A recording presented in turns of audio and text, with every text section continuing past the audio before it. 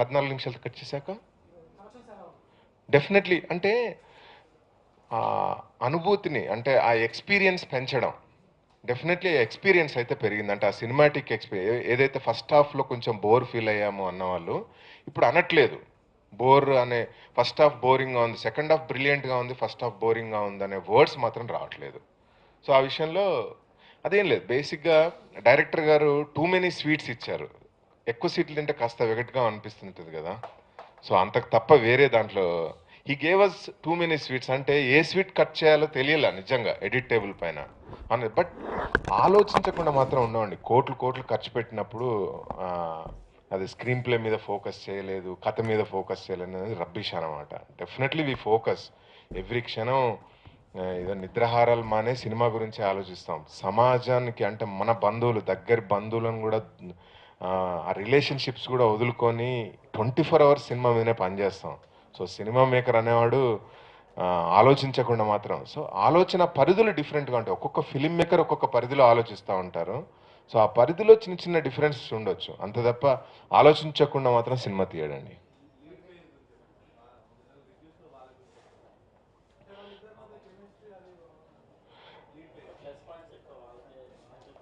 Definitely బాగా చాలా అందంగా ఉన్నారు నాగశౌర్య బ్రిలియంట్ యాక్టర్ చాలా బాగా చేశాడు నిహారిక ఫస్ట్ సినిమా అయినా కూడా తన రోల్ అర్థం చేసుకొని తన పరిధి తన రోల్ పరిధిలో తను చాలా బ్రిలియంట్గా చేసింది so one of the reasons అంటే ఇంకొక చిన్న రీజన్ ఏంటంటే ఫస్ట్ హాఫ్లో మీరంతా అడగొచ్చు ఎందుకు అంత ఓవర్ డోస్ ఆఫ్ రొమాన్స్ పెట్టారని నిజంగా చెప్పాలంటే చాలా అందంగా ఉన్నారు తెరపైన మాకు అంటే వాళ్ళు we got carried away so చాలా బ్రిలియంట్గా చాలా అందంగా ఉన్నారు వాళ్ళు ఇది వర్కౌట్ అవుద్దామని ఒక చిన్న కాన్ఫిడెన్స్ ముచ్చటగా అనిపించింది వాళ్ళ సీన్స్ చూస్తూ ఉంటే మాకే సో అనిపించింది అంటే మేము ఒక స్క్రిప్ట్ ప్రేమించడం స్టార్ట్ చేస్తాం కదా so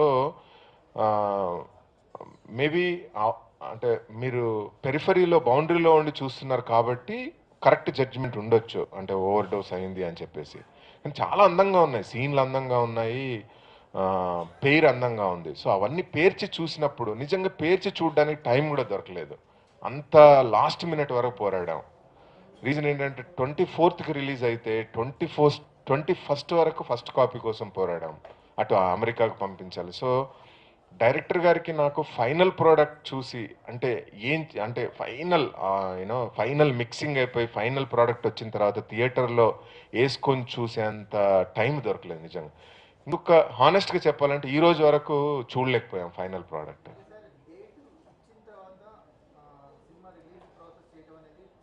yeah it has to అంటే అంటే ఇట్స్ లెర్నింగ్ ఇది కూడా ఒక అంటే నేర్చుకోవడం అంటే నెక్స్ట్ సినిమాకి ఏంటి చాలా క్లారిటీగా ఉండాలి ఫస్ట్ కాపీ వచ్చిన తర్వాతనే ఆడియో లాంచ్ చేయాలి అంటే ఇంకా అక్కడ నుంచి మబ్బులు పడిపోతున్నా కూడా మనం చెల్లించకూడదు అదే ఫిలిం మేకర్ అంటే నిజమైన ఫిలిం మేకర్స్ అయితే ఫస్ట్ కాపీ వచ్చిన తర్వాత క్రిటికల్గా సినిమా అంతా చూసుకొని అప్పుడు ఆడియో రిలీజ్ చేసి సినిమా రిలీజ్కి పబ్లిసిటీ అంటే we could not decide whether మనం పబ్లిసిటీ మీద ఫోకస్ చేయాలా కంటెంట్ మీద ఫోకస్ చేయాలా మనం ఉన్న కంటెంట్ని ఫైనల్గా చూసుకోవాలా కానీ 24th is a good date మళ్ళీ ఈ డేట్ పోతే దొరకదు బయర్స్ అందరు కొన్నారు మళ్ళీ ఆ డేట్ మిస్ అయితే మన ప్రాబ్లంలో ఇరుకుంటాం ఇలాంటి సంఘర్షణలో చిన్న content problem first half otherwise I'm very proud of the product and very proud of Ramaraju గారు is a brilliant writer and ఇప్పుడున్న తెలుగు డైరెక్టర్స్లో one of the top class writer అని నేను గర్వంగా చెప్పగలను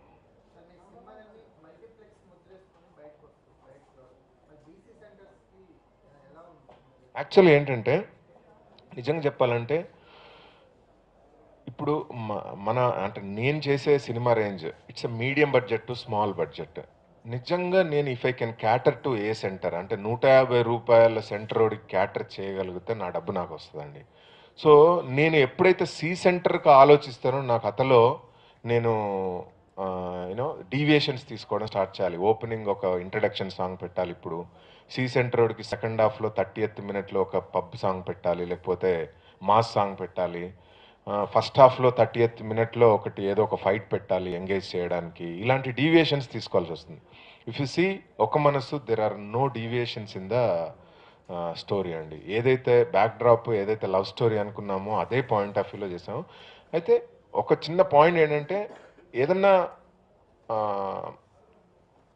వ్యత్యాసం జరిగి ఉంటుంది. అంటే ఒక లెవెల్లో ఎక్స్పెక్ట్ చేసి ఉంటారు. ఇది వేరే కైండ్ ఆఫ్ రేంజ్ ఉండేసరికి కొంచెం నిరుత్సాహపడి ఉంటారు. బట్ నాకు ఒక ఎగ్జాంపుల్, అంటే మేబీ రైట్ ఎగ్జాంపుల్లో కాదో తెలియదు. నరేంద్ర మోడీ గారికి కూడా 42% ఓట్లే వచ్చాయండి సో పిఎం అవ్వడానికి. సో 100% ఓట్లు రావు. 42% మందికే నచ్చాడు ఆయన, for example. But he became a prime minister. అంటే ఒక సినిమాకు కూడా అందరికి నచ్చాలని లేదు. హిట్ అసలు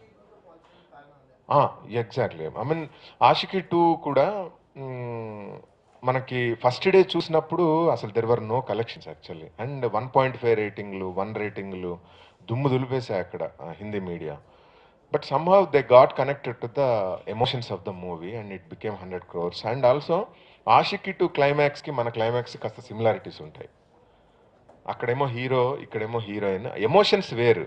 but the kind of climax, anti climax హిందీలో ధైర్యం చేయగలిగారు, మనం ఎందుకు చేయకూడదు అనే పాయింటేనండి, అంతే, సింపుల్. సో నేను ఒకటి అంటే బలంగా చెప్పగలను, intention of making this movie is true, అంటే కరెక్ట్. ఆ ఇంటెన్షన్లో ఎక్కడ ప్రాబ్లం లేదని నేను ఇప్పటికీ నమ్ముతున్నాను. సో ఒక్కొక్కరికి ఒక్కొక్క, అంటే ప్రతి ఇండివిజువల్కి క్యాటర్ చేయలేము ఒక సినిమాని. సో గ్రూప్ ఆఫ్ పీపుల్కి, అంటే అంటే చాలామంది సోషల్ మీడియాలో చూడొచ్చు. ఫర్ ఎగ్జాంపుల్ మన ఫ్రెండ్ అన్నట్టుగా కథ మీద, స్క్రీన్ ప్లే మీద ఫోకస్ చేయకపోతే, ఇంతమంది సోషల్ మీడియాలో అదంతా ఇన్వాలంటరీ సపోర్టే కదా. ఎఫ్బీలో, ట్విట్టర్లో వచ్చే సపోర్ట్ అంతా ఇన్వాలంటరీ కదా. హౌ డిడ్ దే లైక్ అనేది నా క్వశ్చన్.